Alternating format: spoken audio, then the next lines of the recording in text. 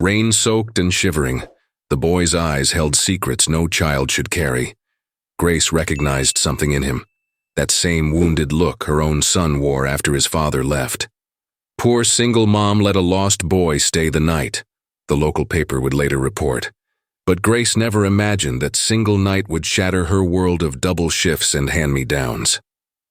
That one act of kindness would unlock doors to mansions and boardrooms where people like her were invisible. Your heart will break when you discover what he whispered as he left. The laundromat's fluorescent lights flickered against the darkened windows, casting harsh shadows across Grace Nolan's exhausted face as she folded the last of Mrs. Abernathy's bedsheets into the worn wicker basket. Her fingers, red and chapped from the industrial detergent, moved with practiced efficiency, despite the bone-deep fatigue that had settled into her 34-year-old body after her 12-hour shift at the diner followed by another 3 hours at the laundromat. The monotonous hum of the industrial dryers had become the soundtrack to her evenings, a constant reminder of the additional work she took on to ensure Leo could participate in his school science fair next month, something his enthusiastic science teacher had encouraged after noticing his exceptional aptitude for biology. Grace pushed a strand of mousy brown hair behind her ear, leaving a smudge of fabric softener across her cheekbone, her mind already calculating whether tonight's tips would cover both the electric bill and the materials Leo needed for his project on photosynthesis. Outside, the April rain had intensified from a gentle patter to a relentless downpour, turning Maple Glen's usually charming Main Street into a glistening river of reflected streetlights and blurred neon signs. The clock on the wall, with its perpetually slow, minute hand, indicated it was nearly midnight, which meant Leo would be asleep under the watchful eye of Mrs. Hernandez from across the hall, who had graciously agreed to look in on him despite her early morning shift at the hospital. Grace gathered her raincoat, a threadbare thing that had seen better days, and prepared to make the 8-block journey home, mentally cataloging the contents of her refrigerator and wondering if there was enough milk left for Leo's breakfast before school. The thought of her son's bright smile, the way his eyes lit up when he talked about his science project, was enough to push away the exhaustion that threatened to overwhelm her as she hoisted Mrs. Abernathy's laundry onto her hip and turned toward the door. That's when she saw him, a slender figure huddled beneath the overhang of the laundromat's entrance, shoulders hunched against the driving rain, clothes plastered to a frame too slight for the expensive-looking jacket that hung from his shoulders. At first glance, Grace assumed he was one of the teenagers who sometimes loitered around downtown after the movie theater closed, but something about his posture, the tightly controlled trembling, the way he seemed to fold in on himself, struck her as different. Setting down the basket, she approached the glass door cautiously, her maternal instincts flaring despite the late hour and her own exhaustion. Through the rain-streaked glass, she could see that he was younger than she'd first thought, perhaps 13 or 14, with dark hair plastered to his forehead and a pallor to his skin that spoke of more than just cold. The boy startled when the door chimed, his head snapping up to reveal startlingly blue eyes rimmed with red, as though he'd been crying but was determined not to let anyone see. His knuckles were white where they clutched the strap of a messenger bag, and despite the expensive cut of his clothes, there was something undeniably lost about him that tugged at Grace's heart in a way she couldn't explain. "Are you all right?" she asked, her voice pitched low and gentle, the same tone she used when Leo woke from nightmares about his father leaving. "It's awfully late to be out in weather like this." The boy's eyes darted past her to the empty laundromat, then to the darkened street beyond, calculating exits with a wariness that seemed too practiced for someone so young, before returning to Grace's face with a mixture of suspicion and desperate hope that made her heart constrict painfully in her chest. "I'm fine," he said, but his voice cracked on the second word, betraying the lie. A violent shiver racked his frame, and Grace noticed a small cut above his eyebrow. Nothing serious but recent, with a trickle of dried blood that had been partially washed away by the rain. Something protective and fierce unfurled in Grace's chest, the same feeling she'd experienced the first time she'd held Leo in her arms and realized she would move heaven and earth to keep him safe. "I was just waiting for the rain to stop," the boy added, attempting a casual shrug that was undermined by another visible tremor. His accent was carefully neutral, as though he'd been taught to speak in a way that gave nothing away. But there was a refinement to his words that seemed at odds with his current bedraggled state. Grace made a decision then, one that would later seem divinely guided when she looked back on this rainy April night that changed everything.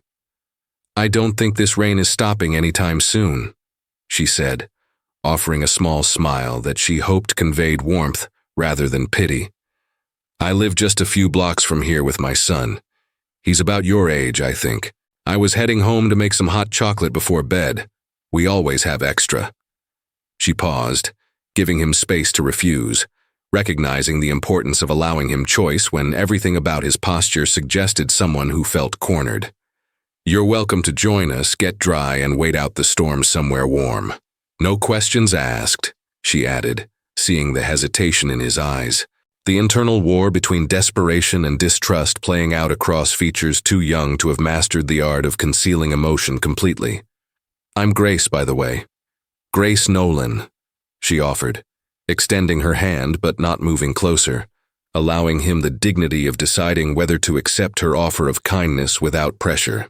Nathan stared at the extended hand, with a mixture of disbelief and cautious hope, his mind racing through scenarios and potential dangers, with the practiced vigilance of someone who had learned early that kindness often came with hidden costs. The woman, Grace, stood patiently in the doorway, her expression open and undemanding, raindrops sliding down her worn raincoat and gathering in small puddles around her sensible shoes. She didn't look like the private investigators his mother had hired in the past when he'd attempted to escape the suffocating confines of the Sinclair estate. There was no calculated assessment in her gaze, no subtle reaching for a phone to alert authorities. Instead, her eyes held only concern, the type he'd occasionally glimpsed in his nanny's expression before she'd been dismissed for becoming too attached to her charge. "I'm Nathan," he finally offered, intentionally omitting his surname, a small act of defiance against the weight it carried. His stomach growled audibly, a humiliating reminder that he hadn't eaten since escaping from his mother's charity gala nearly 8 hours earlier, and the protein bar he'd packed had been in the wallet stolen by the teenagers who'd cornered him near the bus station. Grace didn't comment on the hunger betrayed by his body, merely nodded as though his acceptance was the most natural thing in the world, as if taking in soaked strangers was simply what one did on rainy April nights in this part of town, where laundromats stayed open until midnight and women worked double shifts to afford science fair projects. "Nice to meet you, Nathan. Let me just grab this laundry and we'll get out of this weather." She turned to collect the wicker basket, and Nathan found himself stepping forward to help before conscious thought intervened, his expensive leather shoes squelching against the linoleum floor. The simple domestic act of carrying someone else's clean laundry felt foreign to his hands, accustomed as they were to having things carried for him. But there was something grounding about the weight of the basket, the scent of fabric softener rising from the neatly folded sheets. The rain had eased slightly as they made their way down the quiet streets of Maple Glen, a neighborhood that bore little resemblance to the manicured estates and gated communities that comprised Nathan's understanding of home.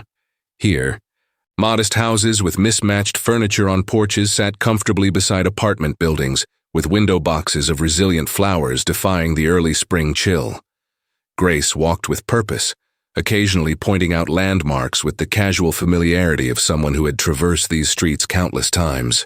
The bakery, where Leo loved their cinnamon rolls on special occasions. The second-hand bookstore where the owner let children read for hours without purchasing anything. The park where community concerts happened in summer months.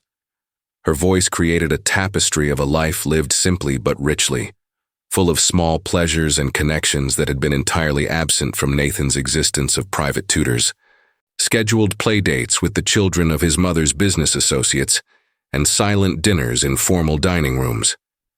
They arrived at a modest apartment building, its brick facade weathered but dignified, window lights glowing warmly through curtains and blinds despite the late hour.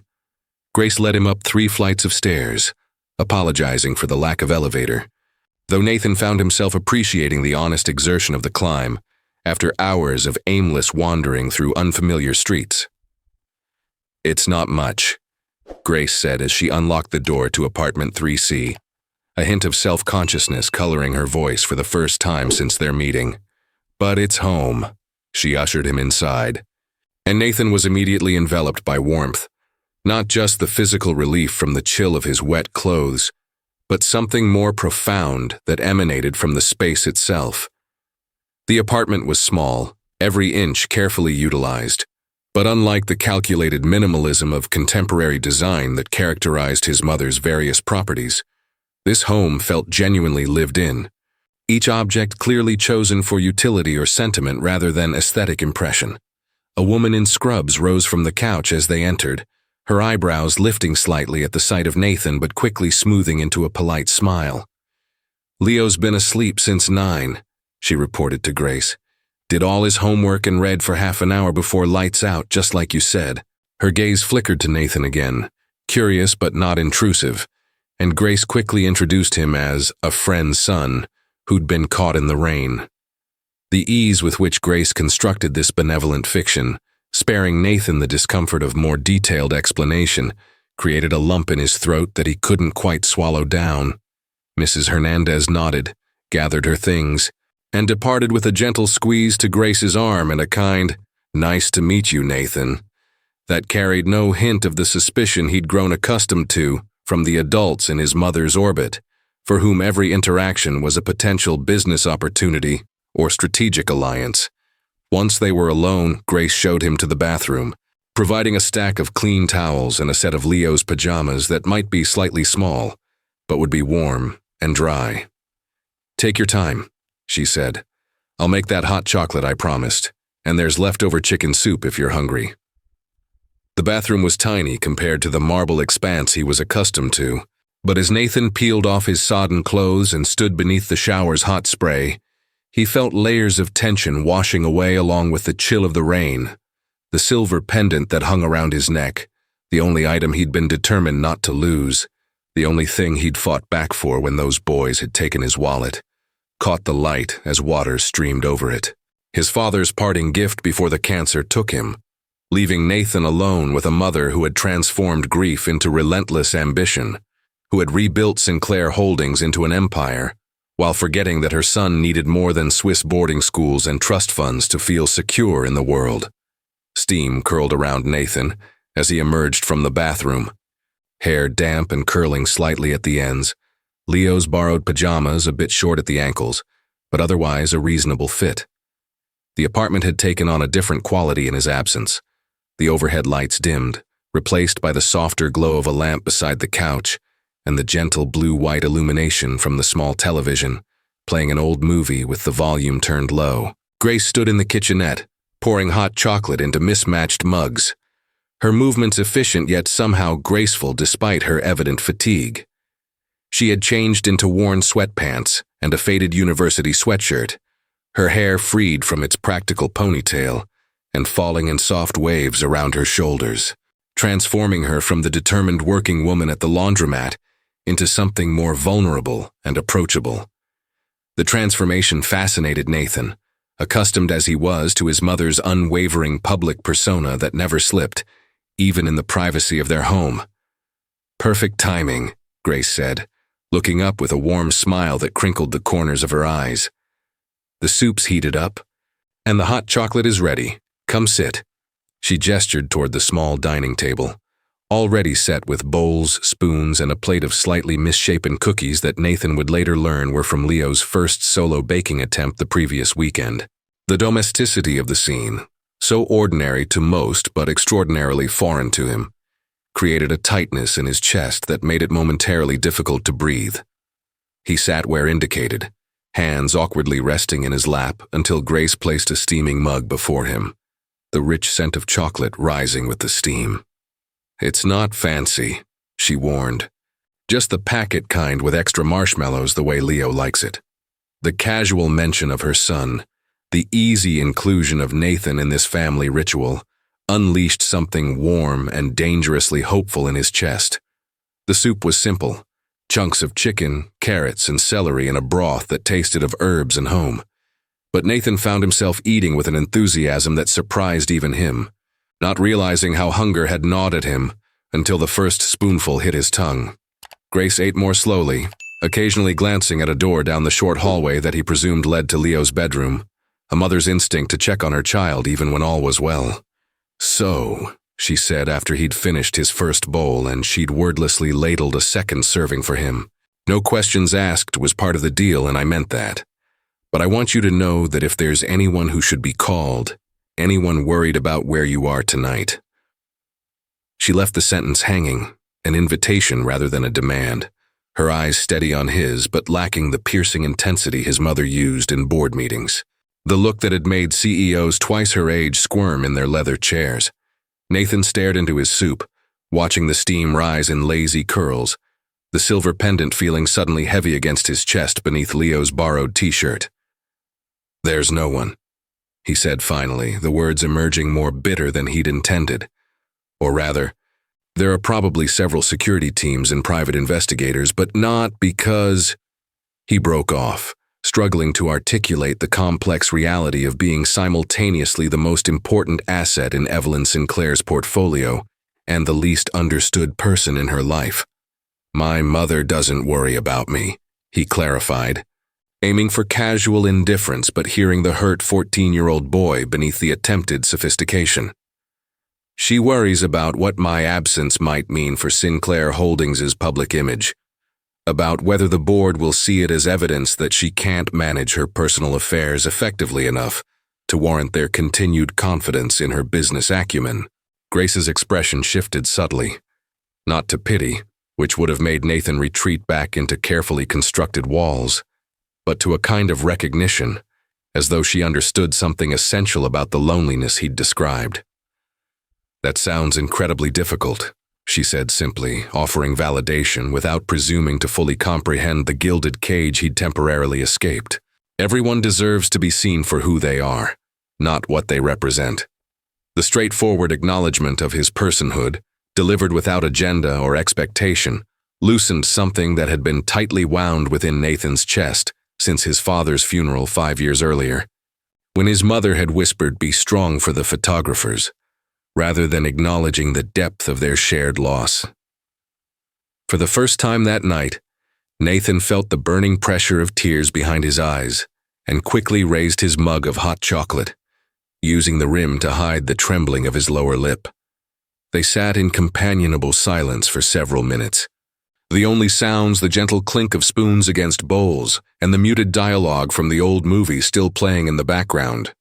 Nathan gradually became aware of the details that composed this humble apartment, the refrigerator covered in colorful magnets holding school papers, and a calendar dense with notations, the bookshelf overflowing with well-worn paperbacks and textbooks, the handmade throw blanket draped across the back of the couch, each piece speaking to a life built on genuine connections rather than acquisitions. His gaze caught on a framed photograph beside the television, showing a younger Grace with her arms wrapped around a toddler-aged boy with her same warm eyes and determined chin, both laughing at something beyond the camera's frame. "That's Leo when he was 3, Grace offered, following his line of sight. "He'd just discovered that puddles were made for jumping, regardless of what you were wearing or where you were going." "He looks happy," Nathan observed, unable to recall a single photograph from his own childhood that captured such unguarded joy. The images that documented his life were formal portraits for holiday cards, carefully staged photographs for company publications, or candid shots taken by paparazzi during his rare public appearances at his mother's side.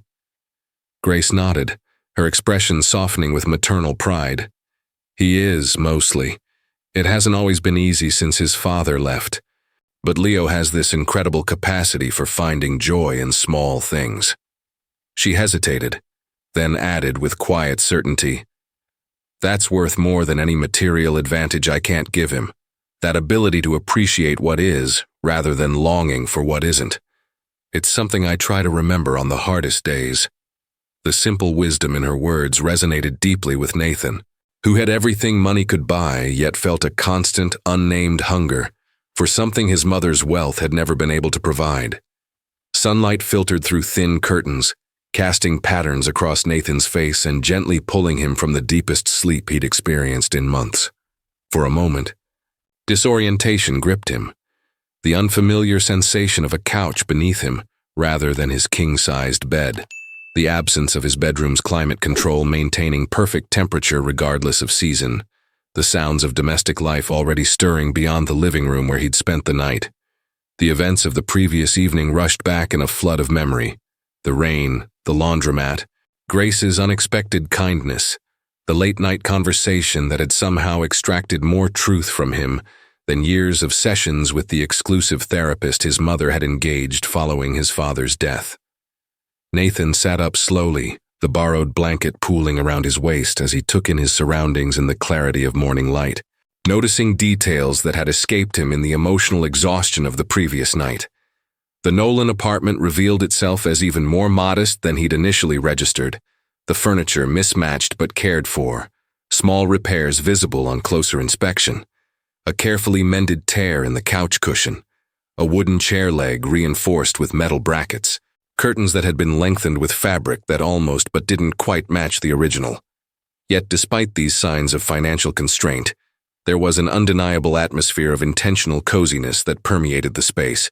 From the collection of smooth stones arranged on the windowsill, labeled in a child's careful handwriting with locations and dates, to the wall of framed artwork that chronicled Leo's developing artistic skills, from preschool handprints to increasingly sophisticated drawings.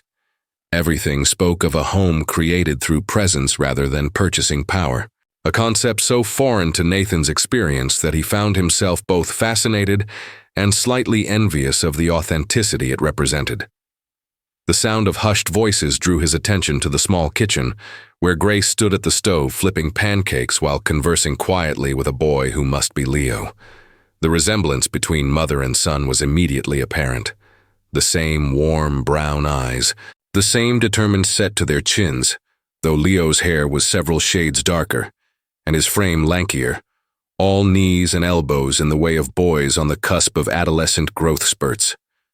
Neither had noticed Nathan's awakened state yet, and he found himself reluctant to announce his presence, captivated by the easy domesticity of their interaction. Grace was dressed for work, her diner uniform partially visible beneath a worn cardigan, hair once again pulled back into a practical ponytail, while Leo stood beside her in rumpled pajamas adorned with constellations, helping to set plates on the small counter that served as both food preparation surface and dining area in the compact kitchen. "Is he really staying here?" Leo was asking, curiosity evident in his voice but lacking the suspicion or jealousy Nathan might have expected from an only child, accustomed to being the sole focus of his single mother's attention. Grace's response was measured, her tone matter-of-fact yet gentle. "Just until he figures some things out, sweetheart. Sometimes people need a safe place to catch their breath." Leo nodded sagely, as though this explanation satisfied some deeper understanding he possessed about the world's workings. "Like when Marcus stayed with Mrs. Patel after his apartment had that fire," he clarified, relating Nathan's unknown situation to a framework he could comprehend. Grace smiled, ruffling his sleep-tousled hair with obvious affection. "Something like that. Now, can you pour the orange juice? I think I hear our guest waking up." Nathan cleared his throat softly, feeling oddly like an intruder despite having been invited into this space. Both Nolans turned toward him, Grace with a warm smile and Leo with undisguised curiosity that assessed Nathan from head to toe without pretense or social filtering. "Good morning," Grace greeted, gesturing toward the kitchen with a spatula. "I hope we didn't wake you. Breakfast is almost ready if you're hungry." Leo stepped forward, extending his hand with surprising formality that contrasted with his cartoon-patterned pajamas. "I'm Leo Nolan," he announced.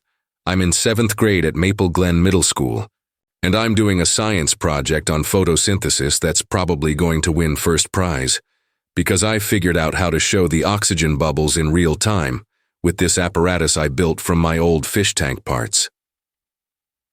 The rush of information, delivered without pause for breath, carried a refreshing transparency that made Nathan smile, despite the lingering awkwardness of his position. "I'm Nathan," he responded, accepting the handshake and finding himself charmed by Leo's enthusiastic greeting. "I'm in 8th grade, but I'm homeschooled," he added. The small lie easier than explaining the private academy in Switzerland, where he'd spent the past 3 years before convincing his mother to allow him to complete this academic year at the prestigious Westridge Academy closer to home, a concession she'd granted only because the school's board chairman was a potential business ally.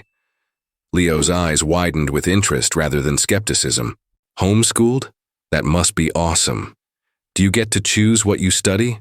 Can you do experiments whenever you want? Do you have to wear regular clothes, or can you just stay in pajamas all day? The rapid-fire questions, asked without guile or agenda, elicited a genuine laugh from Nathan, possibly his first since arriving back in the country 2 months earlier, to find his mother too busy with a corporate acquisition to personally collect him from the airport. Breakfast unfolded with surprising ease. The three of them gathered around the small table that had been cleared of school books and mail to accommodate their plates of slightly misshapen but delicious pancakes, drizzled with the last of the maple syrup, which Leo solemnly informed Nathan was the real kind, not the fake stuff because Mom says some things are worth spending extra on. Grace maintained a gentle orchestration of the conversation, neither pushing Nathan for information nor allowing awkward silences to linger, while Leo filled any potential gaps with enthusiastic explanations of his science project, his best friend Zach's skateboarding injury, and his detailed assessment of why the school cafeteria's Tuesday meatloaf should be classified as a biological hazard rather than actual food. The normalcy of it all, a family breakfast without pretense or performance, created an ache of longing in Nathan's chest that he carefully concealed behind appreciative comments about the pancakes and attentive nods to Leo's animated storytelling. The apartment emptied with efficient choreography after breakfast, Grace kissing Leo's forehead and reminding him about his afternoon dentist appointment, Leo gathering textbooks into a well-worn backpack while simultaneously trying to locate a permission slip for an upcoming field trip, both of them moving through the familiar rhythm of their morning routine, while Nathan sat uncertainly at the edge of their domesticity. "I left a spare key on the counter," Grace told him as she helped Leo locate the missing form beneath a science magazine. "I need to head straight to my second shift at the laundromat after the diner closes, but Leo will be home around 4. There's sandwich stuff in the fridge, and you're welcome to anything else you find. No pressure about decisions today, Nathan. Sometimes a day to breathe is what we need most." The casual inclusion, the absence of interrogation or demands, rendered Nathan momentarily speechless, unaccustomed to kindness offered without expectation of return. The apartment fell silent after their departure, leaving Nathan alone with the remnants of breakfast and the strange, unfamiliar freedom to simply exist without schedule or surveillance. He washed the dishes without being asked, finding unexpected satisfaction in the simple domestic task, then explored the apartment more thoroughly in the revealing light of morning. What had initially registered as simply modest now revealed itself as a masterclass in resourceful living, furniture rescued from curbsides and carefully refurbished, curtains clearly sewn by hand from fabric remnants, bookshelves constructed from crates and boards yet finished with care and attention to detail.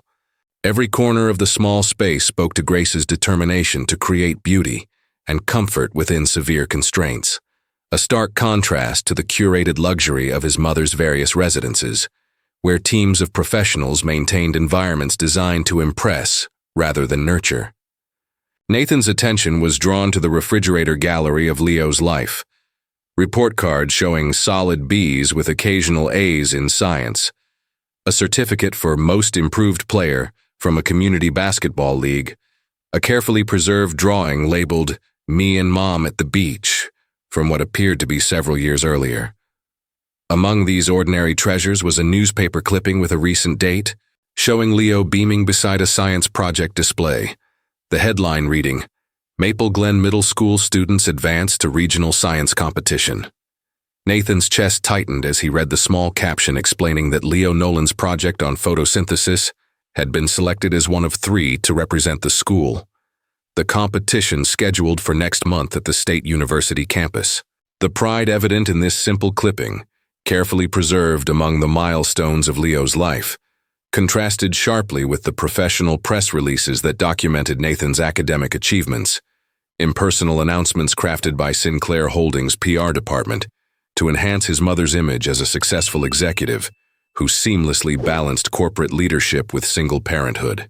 The hours passed in a strange, peaceful limbo as Nathan moved through the apartment, borrowing books from the overflowing shelves, examining the collection of beach glass in a jar on the windowsill, and eventually settling at the small desk in the corner where a laptop sat closed beside a stack of household bills, their edges worn from being repeatedly taken out, examined, and reluctantly set aside.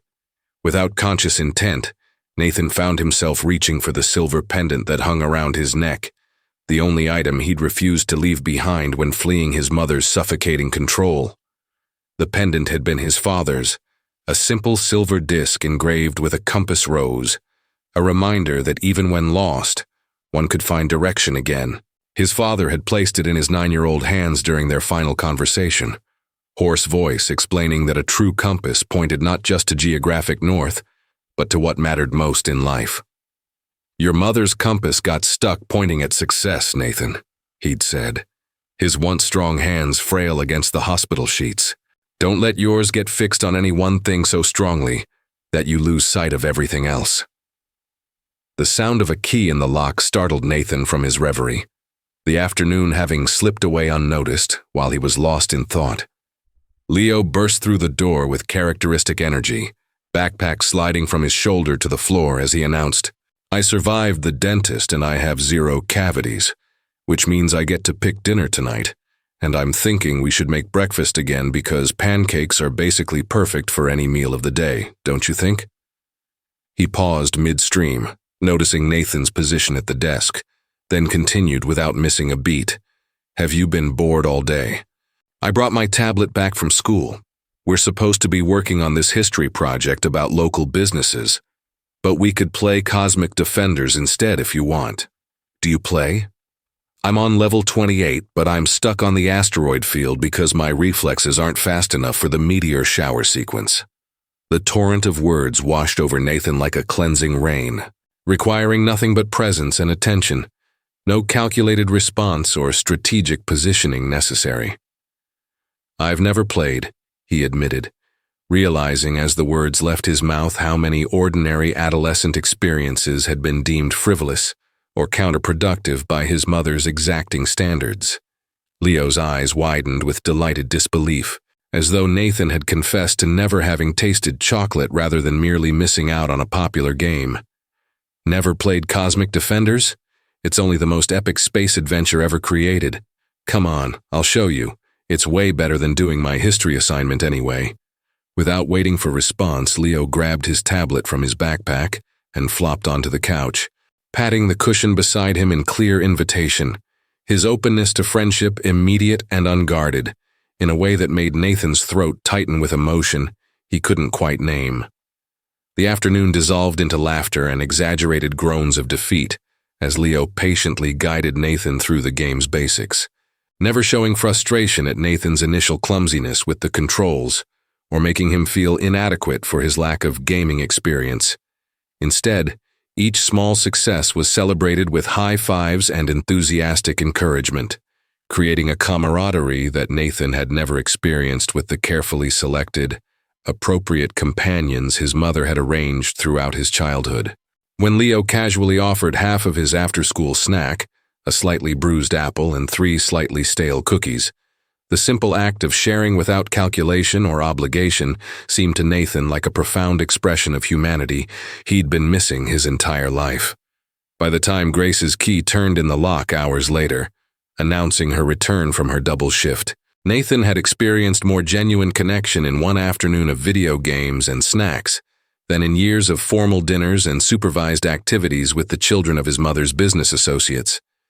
3 days passed in a strange, beautiful rhythm that Nathan absorbed like a man dying of thirst who suddenly discovers an oasis. The Nolan household operated by different rules than anything in his experience. Not the rigid etiquette and performance standards of the Sinclair world, but equally important principles of contribution and consideration. Grace worked double shifts most days, leaving early and returning late, her exhaustion evident in the shadows beneath her eyes but never dampening the warmth with which she greeted both boys upon her return. Leo attended school, completed homework at the kitchen table with occasional assistance from Nathan, whose extensive education proved surprisingly useful for 7th grade science and math, and maintained responsibility for certain household chores that he performed with minimal complaint, understanding intuitively that his contribution mattered to their collective well-being. Nathan found himself folded into this ecosystem with unexpected ease, washing dishes without being asked, helping Leo practice his science fair presentation, and even venturing to the corner market with crumpled bills from his emergency stash to replace the maple syrup that had been depleted on his first morning. On the 4th morning, while Grace prepared for work and Leo gathered his school materials, Nathan noticed a calendar notation circled in red. Hospital payment due $500. The sum, insignificant in his mother's world where executive lunches often exceeded that amount, clearly represented a significant financial burden in the Nolan household, based on the worried glances Grace kept casting toward the stack of bills on the desk. When both had left for the day, Nathan carefully examined the partially opened envelope from Maple Glen Medical Center, discovering payment terms for what appeared to be Leo's previous hospitalization for severe pneumonia 6 months earlier. The remaining balance being paid in monthly installments that stretched Grace's already tight budget to breaking point, created a knot of discomfort in Nathan's chest. For the first time since arriving, he found himself reaching for his phone, not to contact his mother, but to access the emergency banking app that provided limited funds from his trust for approved expenditures while traveling abroad for school. Later that afternoon, when Leo was deeply engaged in final adjustments to his science project, in preparation for the regional competition that weekend, a knock at the apartment door startled both boys. Nathan felt a sudden instinctive tension, his body preparing for the confrontation he'd subconsciously been expecting since the moment he'd accepted Grace's offer of shelter. Leo, innocent of such concerns, bounded to the door without hesitation, pulling it open to reveal a professionally dressed woman whose carefully neutral expression shifted to recognition as her gaze moved past Leo to land on Nathan. "Nathan Sinclair," she said, her tone carrying neither accusation nor relief, merely confirmation of a task completed. "Your mother has been quite concerned." The words, so clearly false to Nathan, who knew his mother's concern centered entirely on appearances rather than his well-being, nevertheless shattered the fragile bubble of normalcy he'd been inhabiting. Leo turned toward him, confusion evident in his expression, the surname Sinclair clearly triggering recognition even in a 13-year-old. "You're that Sinclair?" Leo asked, his voice smaller than Nathan had heard it during their days of comfortable companionship. "Like Sinclair Towers and Sinclair Tech, and the Sinclair Foundation that donated all those computers to our school last year?" The innocent question landed like a physical blow, highlighting the vast chasm between their worlds that Nathan had temporarily forgotten existed. Before he could formulate a response, an explanation, an apology, anything to preserve the connection that had come to mean more to him than all the privilege he'd temporarily escaped, the woman at the door spoke again, her tone professionally pleasant but underlaid with steel. "Mrs. Sinclair is waiting in the car, Nathan. She has adjusted her schedule to personally collect you, given the circumstances." The implied criticism of his surroundings, the suggestion that his presence in this modest apartment constituted some sort of crisis requiring executive intervention, ignited a flash of protective anger in Nathan's chest. "Tell her I'll be down shortly," he managed, his voice steadier than the turmoil churning inside him. The woman hesitated, clearly having expected immediate compliance, then nodded curtly and retreated, closing the door behind her. In the sudden silence of the apartment, Nathan turned to Leo, whose expression had transformed from confusion to a dawning hurt that was far worse than anger would have been. "You lied," Leo said simply. the words lacking accusation but heavy with disappointment. Not about everything, Nathan hurried to explain, desperate to preserve something of the friendship that had blossomed so naturally between them. Just about who my family is. Everything else, the games, the science project, all of that, it was real, Leo. You're the first real friend I've ever had. The naked honesty in the statement hung between them. Nathan's usual careful self-control, abandoned in the face of potentially losing something precious he'd only just discovered. Leo's response was interrupted by the sound of Grace's key in the lock, her unexpected early return sending a fresh wave of dread through Nathan's system. Her expression as she entered reflected the same concern he'd seen the night she'd found him outside the laundromat, alert, protective, but without judgment. "Mrs. Hernandez called me at work," she explained, setting down her purse and approaching slowly, as though afraid Nathan might bolt. She saw the car with the driver outside, recognized the Sinclair Holdings logo. Her gaze was steady, lacking the calculation he'd expected, no mental arithmetic of potential profit or advantage from this revelation, just genuine concern for his well-being. "Nathan Sinclair," she said softly, not a question, but a gentle acknowledgement. "That's quite a secret to carry, especially for someone your age." The absence of anger or betrayal in her tone loosened something in Nathan's chest, allowing him to breathe past the constriction of impending loss. "I didn't want to be Nathan Sinclair for a while," he admitted, the words emerging rough with emotion he'd been taught was inappropriate to display. "I just wanted to be Nathan, someone who could play video games and eat pancakes for dinner, and help with a science project because it was interesting, not because it would look good on an application to whatever prestigious university my mother has already selected." He reached for the silver pendant beneath his borrowed t-shirt, drawing strength from the familiar weight against his palm. "My father gave me this before he died. He told me that when you're lost, you need to figure out which direction matters most to you, not to anyone else." His gaze moved between Grace and Leo, these virtual strangers who had somehow become more important to him than the empire that bore his name. "I think I found that direction here, but now I have to go back." The sleek black Bentley sat like an alien spacecraft among the modest vehicles lining Maple Glen's main street, its polished surface reflecting distorted images of the apartment building where Nathan had found temporary refuge. In the back seat, Evelyn Sinclair examined financial reports on her tablet, her elegant profile illuminated by the screen's blue glow, giving no indication that this detour to collect her runaway son was anything more than a minor scheduling inconvenience.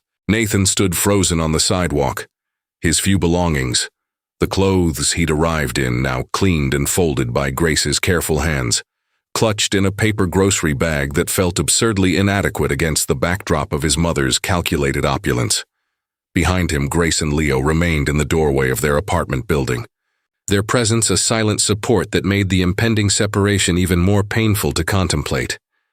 The driver stood beside the car's rear door, his expression professionally blank, as he waited for Nathan to complete the journey back to the life that awaited him. "Nathan," his mother's voice carried through the open car door, not bothering to look up from her work. "We have a meeting with Headmaster Phillips at 4 to discuss your return to Westridge. I've explained that you were participating in an immersive socioeconomic study project, which he found quite innovative. The PR department has prepared a statement about your commitment to understanding diverse community experiences in preparation for your future role with the company." The casual reframing of his desperate escape as a calculated educational experience, the effortless transformation of his pain into a public relations opportunity, crystallized everything Nathan had been trying to escape. He glanced back at the Nolans, seeing in their expressions a genuine concern for his well-being that had nothing to do with share prices or board approvals. Leo gave a small, encouraging wave, while Grace's steady gaze conveyed understanding beyond words. She recognized the gilded cage to which he was returning, even if she couldn't fully comprehend the specific constraints it imposed. The drive back to Sinclair Tower passed in strained silence, Nathan staring out the window as familiar landmarks of his privileged existence replaced the modest charm of Maple Glen. exclusive boutiques with discreet security personnel, restaurants where reservations required social connections rather than merely financial ones, the gleaming 50-story monument to Sinclair Holdings that dominated the city skyline. His mother continued working throughout the journey, occasionally dictating emails to her executive assistant via the car's integrated communication system, her attention never fully shifting to the son she had supposedly been quite concerned about. Only when they pulled into the private underground garage did she finally set aside her tablet and turn toward Nathan, her perfectly composed features revealing nothing of her thoughts.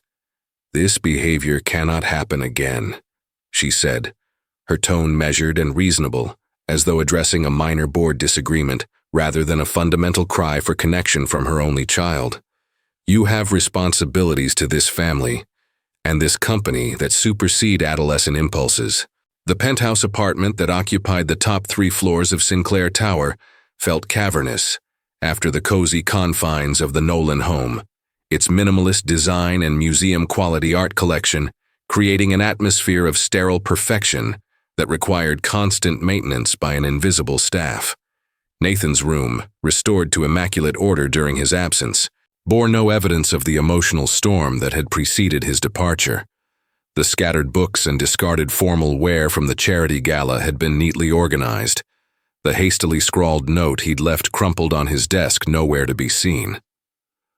On his perfectly made bed lay a garment bag containing his Westridge Academy uniform, a not-so-subtle reminder of the schedule to which he was expected to immediately readjust.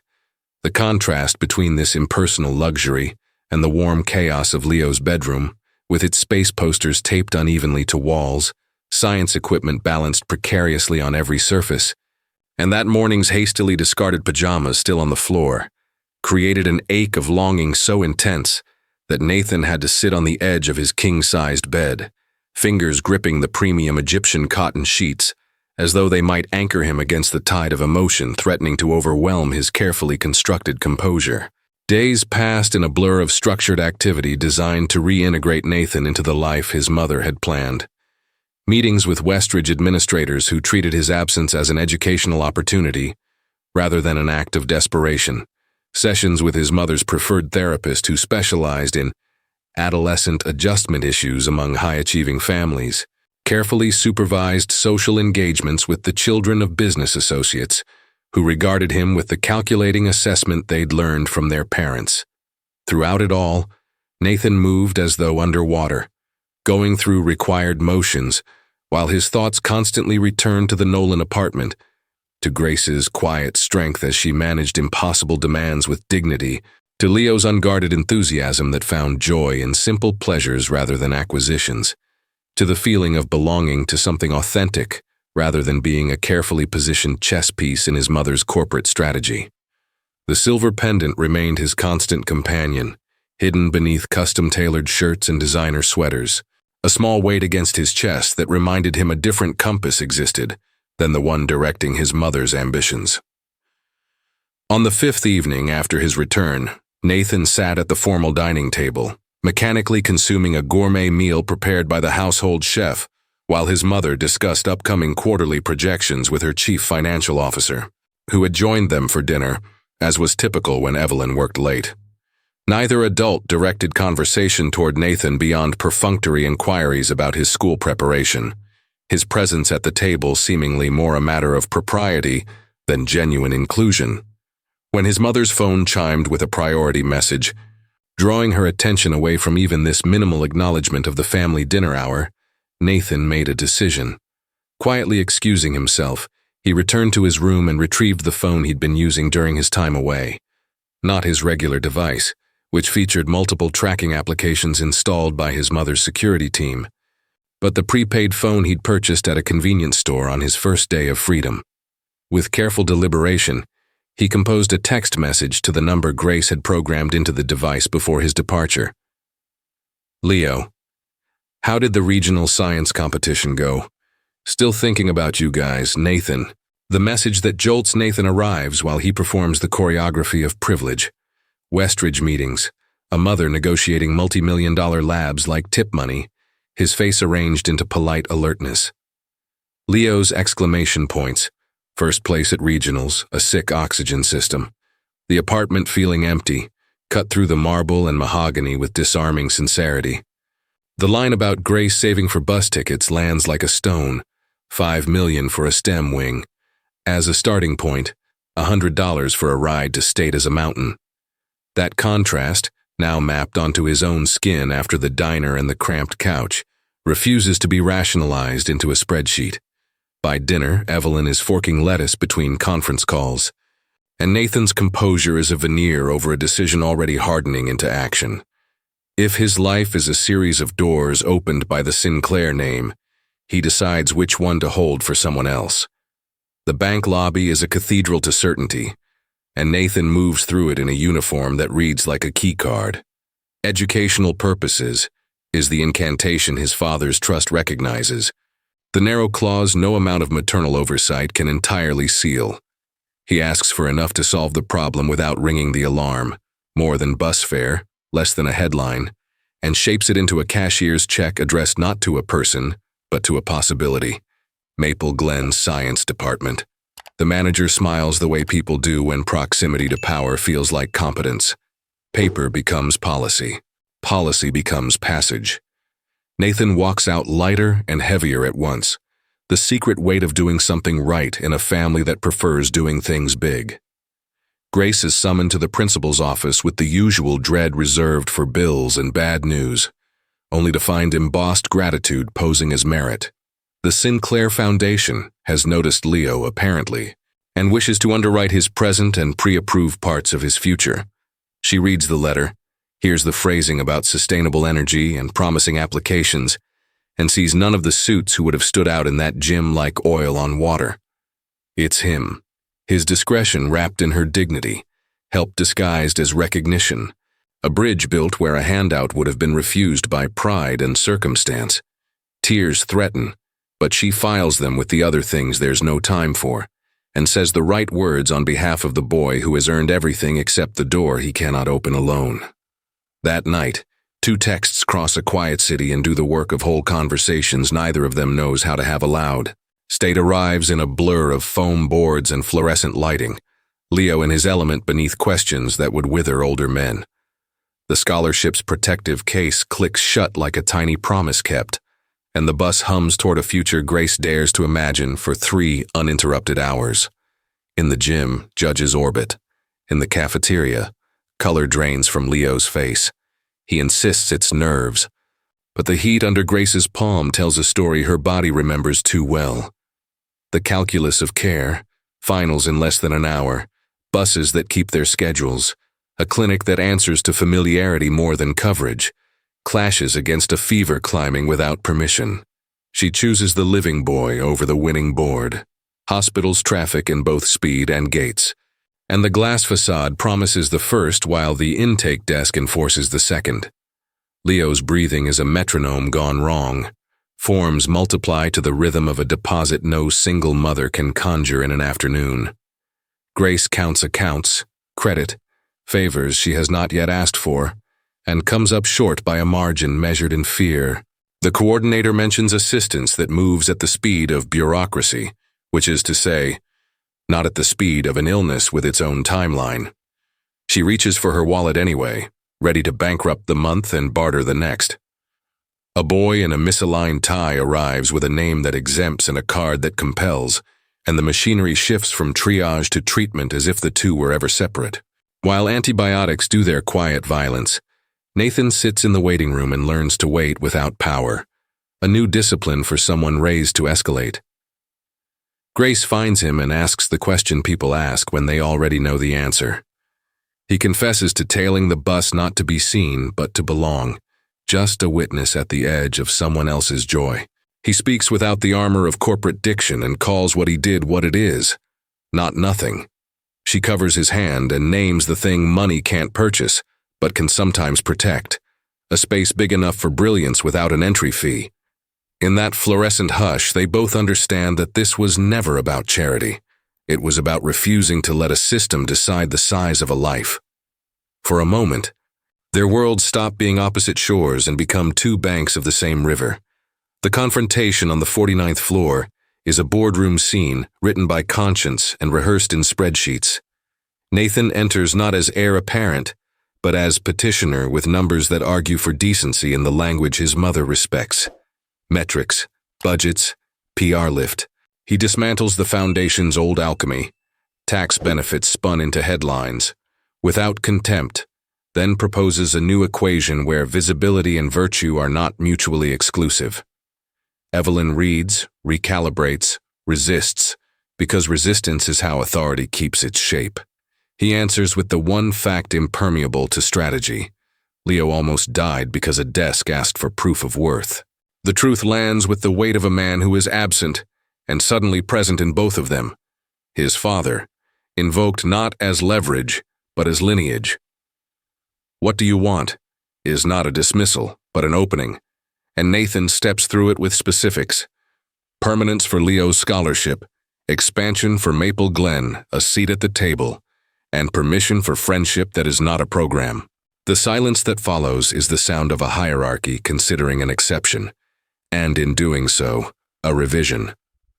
Evelyn grants what she can without ceding who she is, and then surprises them both by recalling a principle she once negotiated away for survival. The Sinclair name should open doors outward. It is less capitulation than evolution. A mother protecting a brand and, perhaps for the first time in years, the boy carrying it. Consent isn't tender, but it's real, and it's enough to begin. Weeks later, cardboard boxes in a better zip code are stacked like evidence that sometimes policy becomes shelter. The lease is signed. The charter school says yes with the enthusiasm reserved for the kind of promise Leo embodies. Separate bedrooms feel like a luxury and a right. When the doorbell rings, friendship arrives with a basketball and a gift bag, and behind it, at a respectful distance, the woman who has decided to treat this experiment like any other high-stakes initiative, with oversight, boundaries, and the grace she can manage. Hands are shaken, compliments traded with the crispness of equals who are not, and somewhere down the hallway, two boys abandon diplomacy for laughter. The apartment, still smelling of tape and new paint, expands to fit the improbable company it now keeps. In the kitchen, Grace pours coffee that costs in time what Evelyn's usually costs in branding, and they practice a new language together. Mutual respect with an accent of caution. Evelyn admits the observable. Her son has become more present, less a silhouette moving through curated rooms. Grace offers the diagnosis no consultant could invoice for. Being seen for himself has measurable outcomes. They outline a schedule, agree on guardrails, and resist the urge to claim credit for what neither of them could have orchestrated alone. Outside the conversation, the real work continues where it began, in a friendship that makes room for curiosity, loyalty, and the kind of courage that shows up at hospital desks and executive offices alike. Between marble lobbies and laundromat shifts, an unexpected bridge holds.